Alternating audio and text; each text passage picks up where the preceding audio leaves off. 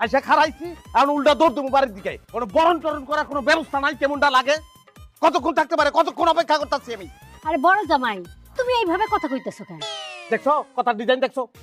কথার ডিজাইন দেখছো কেমনে কথা কয় থাকতাম না আমি যাবো গা। খারাপ খারাপ একটু খারাপ আম্মা আপনি কথাটা কি করলেন কত এমন কথাটা আপনি কইতে পারলেন আপনার এই জামাই আর দুই জামাই কি এক তুলনা হয় আপনার এই জামাইয়ের যে টাকা পয়সা যে স্ট্যাটাস তার সাথে যে কোন স্ট্যাটাস এক হলো স্ট্যাটাসটা কি রে মা? আরে দেখছো কোন স্ট্যাটাসে বিয়া করছি আমি স্ট্যাটাস কার গায়ে সেটা জানো না স্ট্যাটাস নাই হ্যাঁ আমি স্কুলের চাকরি সেইটা আমি চাকরি ব্যবসা বাণিজ্য করে বড় লোক হইছি টাকা পয়সা রোজগার করছি খামাখা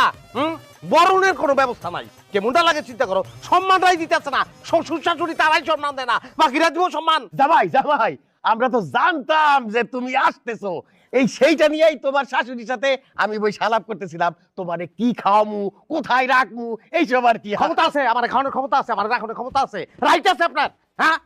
আমার খাওয়ানোর কোনো ক্ষমতাই নাই আপনার পারবেন আপনি আমার খাওয়াইতে খাওয়ানোর ব্যবস্থা তো আমি করে লইছি এই যে দেখেন এই যে ও নিজে কইতাছে যে ওরে জবাই করবো ওই আইছে আপনার গলিকা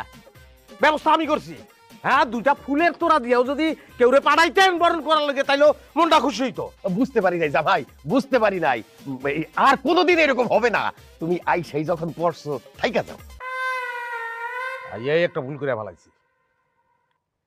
সম্মান নাই জামাই রে থাক আমার সম্মান দেওয়ার দরকার নেই ওরে সম্মান দেন লুঙ্গি গোলাপ খায়া বেলাইতেছে সর্বনাশ হয়ে যাব ওরে কোলে তুলে নিয়ে কাটল পাতা খাওয়ান জান